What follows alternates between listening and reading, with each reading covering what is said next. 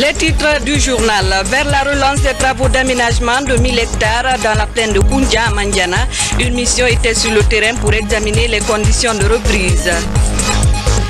620 agents en formation pour améliorer la communication en matière d'épidémie d'Ebola. Vous aurez les échos dans ce journal.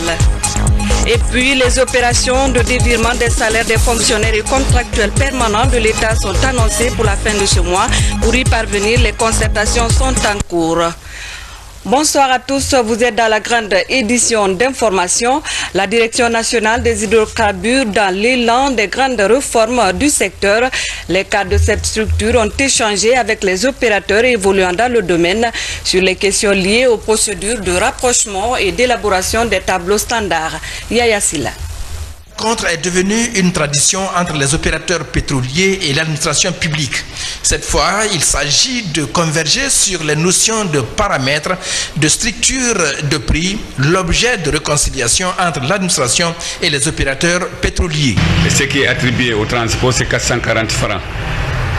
Ici, à Yomou, c'est 1300 qu'on paye. Et donc, ce qui se demande, et les pétroliers doivent être aidés. Aider comment? Les donner l'instrument de travail, les donner la possibilité pour agrandir les dépôts. Nous, on se réjouit de ces réunions de concertation qui ont démarré depuis un peu plus d'un mois. Et on l'espère que d'ici la fin du mois de novembre, que nous arriverons à trouver des solutions idoines pour permettre à nos différentes sociétés de recouvrir des écarts qu'il peut y avoir dans la structure de prix des produits pétroliers. Depuis plusieurs années, ce secteur n'a jamais connu une telle organisation où les outils de travail sont particulièrement absents, ce qui explique l'importance de cette rencontre. Ce qu'on est en train de faire, de toute façon, ça vise à normaliser le secteur. Quand le secteur est normalisé, ça veut dire que les opérateurs économiques seront en règle vis-à-vis de l'administration publique et réciproquement, l'administration publique aussi respectera ses engagements financiers et tout cela naturellement peut concourir à une bonne maîtrise de la structure, à une bonne maîtrise des prix qui sont pratiqués à la pompe. On a mis autour de la table nos experts, nos techniciens, pour identifier quels étaient effectivement ces éléments qui méritaient d'être réconciliés et quelle était la méthode qui allait être utilisée pour qu'on soit bien d'accord sur la façon dont cet exercice va pouvoir se dérouler à l'avenir. Les participants ont échangé et ont finalement adopté la démarche de la Direction nationale des produits pétroliers et des produits dérivés. Je vous le disais en titre, à Mandiana, en Haute-Guinée, les travaux d'aménagement de la grande plaine de Koundia seront bientôt relancés. 1000 hectares sont concernés par ce projet de modernisation de l'agriculture qu'ambitionne le gouvernement. Les cadres du projet étaient sur le terrain pour examiner les conditions de reprise des travaux. Fodé Bangali Fofana. Ils sont cadres techniciens des départements des finances, du plan et de l'agriculture à travers la Direction nationale du génie rural, mais aussi de l'administration et contrôle des grands projets ACGP à être reçus ici sur la terre de Sakodou Koundian dans la préfecture de Mandiana. Cette visite de terrain est la première étape des travaux de la première session du comité de pilotage du projet d'aménagement de la grande plaine de Koundian. Ici, à la base vie de l'entreprise chinoise chargée d'exécuter le projet, un premier échange entre les différents acteurs du projet a eu lieu avant de se transporter dans la plaine. L'aménagement de cette plaine de Koundian concerne 1000 hectares initialement prévus en maîtrise totale de l'eau sur les 18 000 hectares que compte cette vaste plaine. L'aménagement va consister à la réalisation d'une retenue d'eau avec un barrage et des canaux d'irrigation pour la plaine pour la mobilisation de l'eau et pour assurer l'irrigation. Grâce à l'engagement de la brigade militaire aux côtés des paysans dans l'agriculture, l'État fait aujourd'hui face à l'aménagement de cette plaine de Koundian pour être un modèle. Durant 25 ans, depuis que nous travaillons, c'est la première fois au moins qu'il y a eu une volonté politique de faire un aménagement à maîtrise totale à l'image des autres pays. Nous avons toutes les conditions nécessaires pour entrer dans ça. Le président Alpha Condé a dit que dans ce mandat, il voudrait assurer la sécurité alimentaire à tous les Guinéens. Et nous sommes dans cette dynamique. Il s'agit de faire un ouvrage de retenue des canaux d'ameneurs revêtus, des parcellaires et des digues pour permettre à nos populations de mieux exploiter la terre. La menace de la nouvelle espèce de chenille, on en parle encore dans la préfecture de Pita. Une mission d'inspection du ministère de l'Agriculture s'est rendue sur le terrain pour faire le point de la situation et engager une opération de pulvérisation des domaines infestés. À Timbi Madina, la menace est réelle, nous rapportent Habib Cham et Rachel Tedounou. De 40 000 tonnes de pommes de terre sont produites chaque année en Moyenne-Guinée. L'essentiel de cette production provient de la sous-préfecture de Timbi Madina, à Pita. Comme dans ce domaine de Tokosere, l'heure est aux récoltes, mais les paysans sont excédés par l'apparition des chenilles. Vous allez voir jusqu'à 6 pommes de terre détruites à la surface et à l'intérieur, certaines sont épargnées. Avec leur apparition, le producteur peut passer de 10 tonnes à 6. La perte peut se révéler très énorme. Non encore identifiée, cette espèce de chenille ralentit considérablement le cycle végétatif de la pomme de terre dont elle détruit les fruits. Ces actions nocives suscitent la mobilisation du ministère de l'Agriculture. À ce jour, 85% des surfaces sont traitées à l'image de ce domaine de Leitoling dans le district de Bamikore. On a vu que les insectes commencent par les feuilles, le matin très tôt ou le soir. Quand il fait un peu chaud, vers les midi 13h, ils migrent dans le sol, ils ont commencé à attaquer les tubercules. Aujourd'hui, on peut dire que l'attaque est derrière nous parce que presque toutes les zones attaquées ont été traitées. Et Dieu merci, il y a eu une mobilisation forte. Ça a été la stratégie mise en place par le ministère de l'Agriculture. Dans ce magasin de transit, des récoltes et quelques semences attendent leur évacuation. À Timbi Madina, la production de la pomme de terre fait du chemin grâce à un monde paysan bien structuré. Soutenu par le gouvernement, la corporation affiche son optimisme face aux chenilles. Ils sont venus avec les produits, avec les appareils de traitement. Ils sont allés directement dans les villages et des villages, ils sont partis directement dans les champs et le mal est derrière nous aujourd'hui.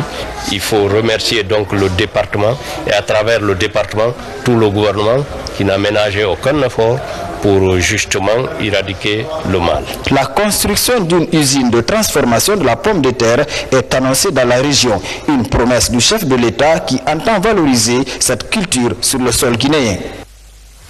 À Conakry, la commission éducation de l'Assemblée nationale a visité la pharmacie centrale de Guinée.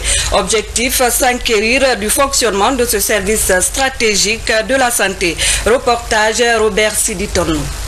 Ils sont partis satisfaits de la pharmacie centrale de Guinée, ces honorables députés de la commission éducation santé après cette visite de prise de contact et d'information. Il s'agissait pour ces parlementaires de toucher du doigt les réalités sur le fonctionnement de la PCG en cette période de crise sanitaire. En cette période de fièvre hémorragique Ebola, nous avons donc mis l'accent sur cette institution parce qu'elle est en quelque sorte un des fondements de la politique sanitaire du pays. Donc nous avons fait les visites, nous avons écouté les uns et les autres et nous sommes globalement satisfaits de ce que nous avons entendu et de ce que nous avons vu. Nous pensons que cette institution joue son rôle. Elle a certes des difficultés, notamment des problèmes de trésorerie. Il faudrait donc que ces contraintes soient prises en compte par l'État. La PCG est un établissement public à caractère industriel et commercial avec pour vocation l'approvisionnement en produits de santé de qualité des structures sanitaires du pays. Et les élus du peuple qui sont venus visiter pour voir dans quelles conditions nous travaillons, dans quelles conditions les médicaments destinés pour la population guinéenne sont conservés, sont gérés. Et pour nous, ça prouve à suffisance qu'il y a quelque part, il y a quelqu'un aussi, il y a certains qui pensent pouvoir nous aider et qui viennent aussi contrôler, voir ce que nous faisons. Cette visite nous rassure. Il est également projeté d'autres visites de terrain en vue d'outiller la commission éducation santé dans ses approches de contrôle de l'action gouvernementale. À cause de l'état d'urgence sanitaire, la fête de la Guinée n'a pas été célébrée cette année dans les garnisons du pays. Les hommes en uniforme se sont plutôt mobilisés pour des actions d'assainissement des lieux publics.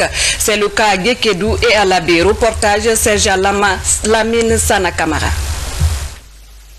Très tôt dans la matinée, l'ensemble des hommes en uniforme se sont mobilisés à l'hôpital central de la préfecture de Guékédou, au grand marché, au centre de traitement d'Ebola et dans les 2 cimetières de la sous-préfecture de Nongoa.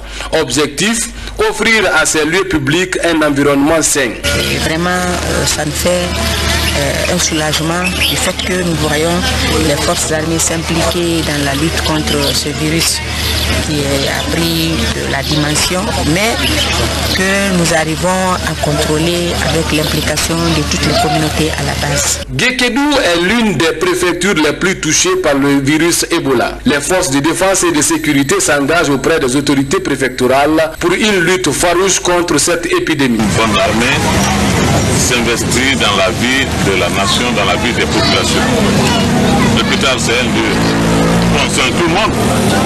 Si vous venez à Sénir là-bas, c'est que vous rendez un grand service à la population de Guékédou. À l'image des autres unités de l'intérieur du pays, les forces de défense et de sécurité de la 2e région militaire de l'Abbé étaient également mobilisées autour des activités d'assainissement des lieux publics et des principales artères de la ville. Ces actions prouvent à suffisance la bonne marche de la réforme du secteur de la sécurité en cours. La coordination nationale de riposte à Ebola était face à la presse ce samedi, un rendez-vous hebdomadaire qui permet de faire le point sur l'évolution de la maladie. De nouvelles statistiques ont été données et le nouveau plan de riposte en cours d'exécution. Les précisions avec Adia Toubari et Rose Pocho. La maladie à virus Ebola est vaincue dans 9 préfectures du pays. Cette victoire est le résultat des efforts de lutte conjugués par la coordination nationale de riposte à Ebola et les partenaires internationaux. La maladie a contaminé depuis mars dernier 1813 personnes et 1079 malades en sont morts. Le nombre de cas hospitalisés comme suit. CTE de Guékédou. 74 cas sont hospitalisés, donc 63 cas confirmés. Macenta 30, Kerouané 13, Zédékoré 13, Farana 3 et Guékédou 4. Au CPTE de Macenta, 22 cas, dont 12 confirmés et 10 suspects sont hospitalisés. Au CTE de Conakry, 31 cas, dont 23 cas confirmés et 8 cas suspects sont hospitalisés. Ce qui fait un total de 127 cas, dont 98 confirmés et 29 suspects dans les centres de traitement. Dans le cadre de la riposte, des nouvelles stratégies sont envisagées par le gouvernement guinéen. Objectif affiché, briser rapidement la chaîne de propagation du virus dans le pays. Nous sommes en train de doubler nos effectifs dans les préfectures pour que le suivi de contacts puisse être mieux organisé dans la ville de Conakry, afin que tous les contacts puissent être suivis à 100%. Et en plus, l'augmentation de nos moyens logistiques et de notre capacité en termes de spécialistes pour pouvoir jeter tout le monde dans la bataille, c'est ce qui va justifier une diminution prochaine durant la fin de ce mois. La mobilisation des communautés à la base pour la détection des cas suspects et le transfert des malades dans les centres de traitement Ebola est l'action que mène la coordination nationale de riposte à Ebola sur le terrain. Déjà, dans les différents centres de traitement de la Guinée, 579 personnes ont survécu à la maladie Ebola. Le projet engagement communautaire se poursuit dans les 5 communes de la capitale. Après Dixine, c'est au tour des facilitateurs communautaires de Matoto de suivre une formation pour devenir des personnes ressources en matière de lutte contre Ebola. À l'issue de la formation, des comités de veille sanitaire seront mis en place dans les différents quartiers de la commune. Adia Toubari, Mabinti Laïsouma. Pour éradiquer l'épidémie à virus Ebola, le gouvernement guinéen et ses partenaires comptent sur la participation des communautés à la base. Cette session de formation des élus locaux, leaders d'opinion et religieux de Matoto marque l'adhésion de la communauté à la base au projet engagement communautaire. Il est important que toutes les communautés participent à la prévention de cette maladie. Il faut donc renforcer le système de surveillance en mettant en place les comités de veille sanitaire qui constituent la trame de vision de la coordination nationale de lutte contre Ebola et de ses partenaires. Au compte de ce projet, le ministère de la Santé, appuyé par l'OMS et l'UNICEF, va former 620 facilitateurs de dialogue communautaire. Vous avez suffisamment vos mandants, vous connaissez très bien les populations de la commune, donc on vous laissera le soin d'appliquer vos connaissances pour obtenir une mobilisation de toute la commune de Matoto, de tous les ressortissants et de tous ceux qui vivent dans la commune de Matoto pour qu'ensemble on arrête l'épidémie. Nous allons nous mettre à l'œuvre pour faire ce travail au profit de nos populations respectives. Au terme de cette session de formation des facilitateurs de dialogue communautaire, des comités de veille sanitaire de 5 personnes seront mis dans chacun des 37 quartiers de Matoto. Ils auront pour tâche de mener des actions de communication pour contrer la propagation du virus Ebola dans leur quartier. Chapitre Ebola toujours, le grand imam de la mosquée Faisal de Conakry et l'ambassadeur des États-Unis d'Amérique à Wankifon dans la préfecture de Koya. Ils étaient allés constater le niveau d'évolution du centre de traitement d'Ebola et sensibiliser la population sur l'intérêt de ce centre. Safiatou Kondé. C'est sur ce site d'1,5 hectare que les travaux de construction du centre de traitement d'Ebola de Koya sont effectués. Il est à Wankifon, à 6 km du centre-ville. Plus de 2 semaines après le lancement du chantier, la réalisation de l'ouvrage avance à la satisfaction des techniciens. Les engins se relaient pour accélérer les travaux de ce centre de traitement d'une grande capacité d'accueil. Il y a tout un tas de dispositifs, des tentes de pharmacie, de la restauration, des douches, des toilettes, des tentes pour les gens contaminés, une morgue, malheureusement, on est obligé. En fin de compte, tout un tas de bâtiments, de l'eau, d'électricité. En fin de compte, c'est un grand hôpital de campagne, quoi. Sur ce chantier, l'ambassadeur des États-Unis en compagnie du grand imam de la mosquée Faisal. Ils viennent évaluer les travaux et surtout sensibiliser la population. Ici, les rumeurs sur une supposée réticence de la jeunesse face à la construction du centre de traitement ont couru. Si Dieu a fait qu'aujourd'hui, la communauté internationale veut construire le centre d'examen qui peut examiner nos gens pour connaître de quelle sorte de maladie que nous souffrons, ce n'est pas pour Ebola. Cela ne veut pas dire que si on a construit un centre d'Ebola, donc Ebola reste. Non. Ebola peut partir dans une semaine, dans 10 jours, dans 1 mois. Ainsi soit-il. Ça peut se faire. Mais est-ce qu'après cette maladie, est-ce que le centre aussi va partir? Le centre reste pour aider les Guinéens. Je suis venu avec mon grand frère, le grand imam de mosquée Faisal, pour écouter les gens de Wankifon et de Koya. Leur inquiétude, leur préoccupation et la peur que tout le monde a contre toutes les maladies, mais particulièrement aujourd'hui à Ebola. Il y a 2 réactions humaines face à la maladie. D'abord, il y a l'amour et après, il y a la peur. Elhaj Mohamed Saliou Kamara et Alexander Laskaris ont poursuivi cette sensibilisation à la mosquée de Koya-Ville lors de la grande prière de vendredi. Au sud du pays, après les restants événements survenus à Zérékoré, les confessions religieuses se retrouvent pour implorer la grâce divine pour le retour définitif de la paix et la maîtrise de la propagation du virus Ebola. Reportage Ibrahima Keita. C'est une synergie d'action pour la consolidation de la paix dans la région administrative de Zérékoré. Tirant les conséquences des événements malheureux que la région a connus ces derniers temps, les confessions religieuses de Zérékoré se donnent les mains pour demander pardon à Dieu à travers des prières collectives. L'unité, la paix et l'entente règne désormais dans notre cité et que ceux qui sont tombés sous le coup de ces violences bénéficient de la miséricorde divine. Seigneur, nous te prions. Seigneur, écoute-nous. Prions Dieu pour que Zérékoré soit stable et que Zérékoré ait la paix. Et que Zérékoré connaisse en fait le développement et le bonheur.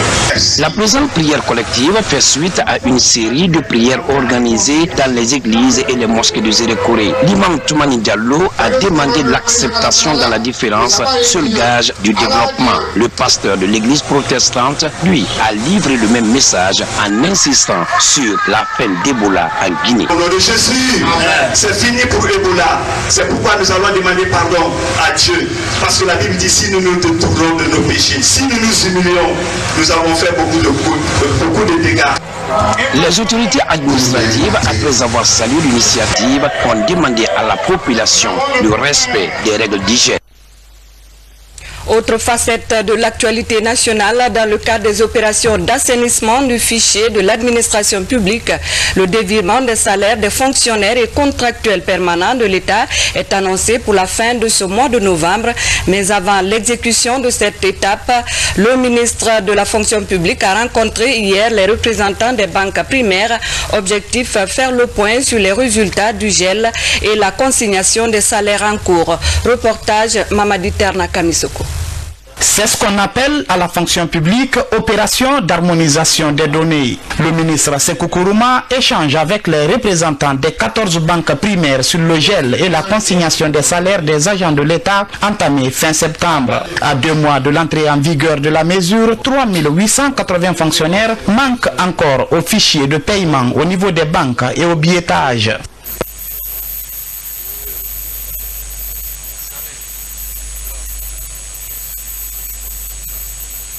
N'est-ce pas, des trésors. Il fallait donc venir aujourd'hui travailler avec les professionnels de la banque pour faire l'état des lieux. Au résultat, on trouve que les banques ont bien voulu accompagner le gouvernement.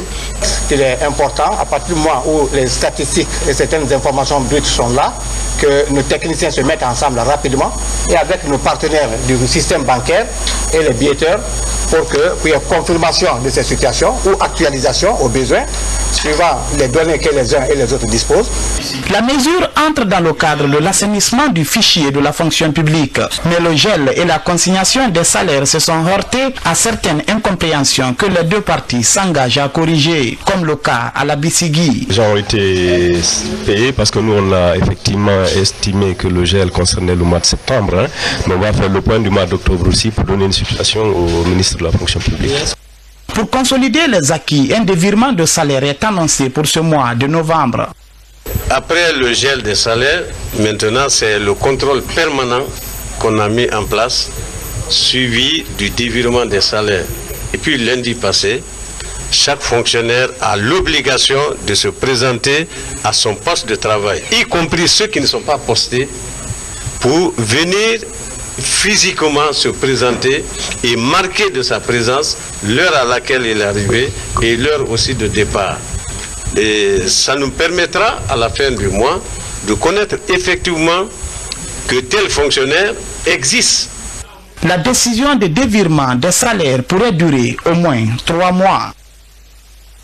Radio de proximité par excellence, les radios rurales demeurent un outil efficace d'information et de sensibilisation. C'est dans ce sens que la Fondation Suisse Hirondelle apporte son appui à ces médias locaux à travers la formation d'une trentaine de techniciens et d'animateurs. Une formation financée par l'Union européenne. Denise Timbo Mongono. Dans ce studio-école de la banlieue de Conakry, Essatou Lamarana et ses confrères renforcent leur capacité en technique de traitement et de diffusion de l'information. Ici, un accent particulier est mis sur l'éthique et la déontologie du métier de journalisme. Bon, on ne savait rien. Avec vraiment l'éthique et la déontologie qu'on a appris avec cette fondation, vraiment j'estime que je pourrais servir honorablement les médias guinéens. La diffusion de l'information implique une bonne maîtrise des outils techniques. Bamba, technicien, se familiarise avec les nouvelles technologies de l'information et de la communication.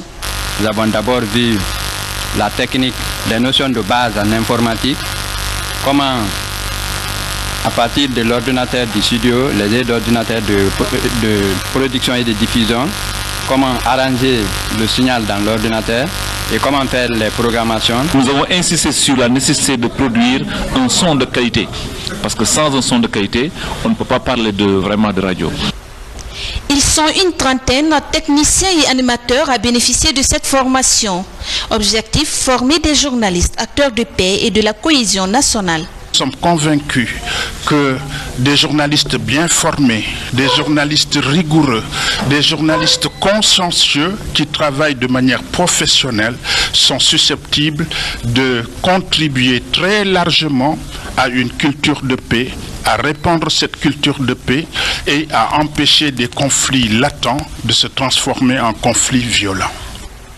Née au lendemain du génocide rwandais, la Fondation Hirondelle se donne pour mission combattre l'ignorance par une information juste et équilibrée. Le directeur communal de l'éducation de Matoto plaide pour une réduction des frais d'inscription et de scolarité dans les écoles privées. Mohamed Khalil Konaté s'est récemment entretenu avec les fondateurs des établissements privés. Raison invoquée, la situation financière des parents en cette période d'épidémie de fièvre Ebola. Kerno Ousmane Diallo. L'épidémie de la fièvre hémorragique à virus Ebola a eu des effets sur l'économie guinéenne. Pour atténuer l'impact de cette crise en milieu scolaire, la direction communale de l'éducation de Matoto mène une campagne auprès des responsables des écoles privées afin d'éviter une augmentation des frais de scolarité comme il est de coutume dans certaines écoles chaque année. C'est l'une des grandes préoccupations de plusieurs parents d'élèves à un moment où la rentrée des classes, retardée du fait de la fièvre Ebola, s'annonce même si aucune date n'est encore donnée. On fait un petit plaidoyer pour qu'ils acceptent d'humaniser cette année la rentrée scolaire. Je dis bien d'humaniser et qu'il ne faut pas que les gens cèdent dans l'excès cette année en tenant compte d'Ebola. Ebola a autant appauvri le peuple de Guinée que tous les secteurs ont ressenti. Donc dans leurs frais d'inscription et de scolarité, ils n'ont qu'à revoir ça cette année à la baisse en tenant compte de l'approvisionnement massif du peuple de Guinée et les parents d'élèves. Je pense que cet appel a été apprécié et nous attendons de voir à l'ouverture si notre plaidoyer a porté fruit. Nous n'avons pas imposé, j'insiste là-dessus que c'est un plaidoyer que nous avons fait au nom des parents d'élèves et au nom des enseignants. Dans la commune de Matoto, la plupart des élèves sont inscrits dans les écoles privées. Sur les 250 000 élèves que compte la commune, 150 000 fréquentent ces écoles. Ici, l'idée d'une rentrée scolaire humanisée pourrait à coup sûr réduire les abandons de classe, estime-t-on, et encourager la scolarisation cette année. L'école d'abord c'est un ensemble de familles. Alors si nous faisons des propositions, je crois qu'il est intéressant pour que nous puissions nous retrouver à la base, pour pouvoir décider ce qu'on pourra faire ensemble pour aider nos enfants, puisque c'est notre pays, c'est une chose commune. Les discussions vont donc se poursuivre avec les responsables des écoles privées qui vont devoir aussi relever un autre défi, celui de rattraper le retard accusé dans les programmes. Culture, pour refermer cette édition, le grand cinéaste franco-guinéen Cheikh Doucouré est à Conakry. Le réalisateur des films Bako et le Ballon d'Or travaille sur un nouveau film pour le bonheur des fans du cinéma, Le portrait de l'homme avec notre reporter Rose Poch. L'homme à la moustache blanche, un foulard rouge noué au cou. Cheikh Doucouré est né en 1943 à Cancan. Ce cinéaste franco-guinéen est confronté à la dure réalité de l'exil alors qu'il n'avait que 18 ans. Depuis 3 semaines, Cheikh Doucouré est en Guinée. Il a un projet, la production d'un film qui relate la vie d'une fillette de 7 ans.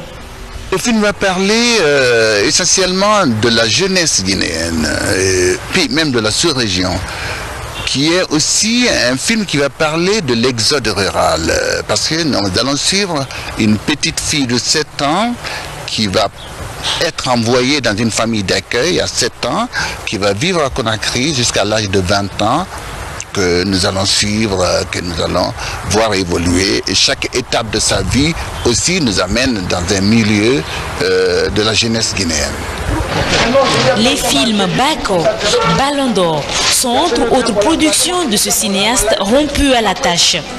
Dans ces films, il met en exergue les conséquences de l'immigration, notamment son impact sur la jeunesse africaine. Pour lui, chacun peut construire son avenir chez soi. Aujourd'hui, je m'attaque à un sujet qui est aussi cet exode Et puis le problème des familles d'accueil. Vous savez, Conakry est saturé, il y a trop de monde. Et on pense qu'en envoyant un enfant à Conakry, on peut lui créer un avenir. Quelquefois, ce n'est pas le cas. Moi, j'ai dit à la jeunesse, ils sont plus de 60%. Il ne faut pas qu'ils perdent espoir, mais qu'à un moment, il faut qu'ils prennent leur destinée en main. Fasciné par le cinéma depuis sa tendre enfance, Cheikh Doucouré a remporté plusieurs distinctions, dont le prix Jean Vigo en 1977. De retour dans son pays natal, Doucouré garde beaucoup de souvenirs de son enfance. Cet amoureux de la nature a un sport préféré, le football. Voilà qui met fin à cette édition d'information. Merci de votre attention à la télévision nationale.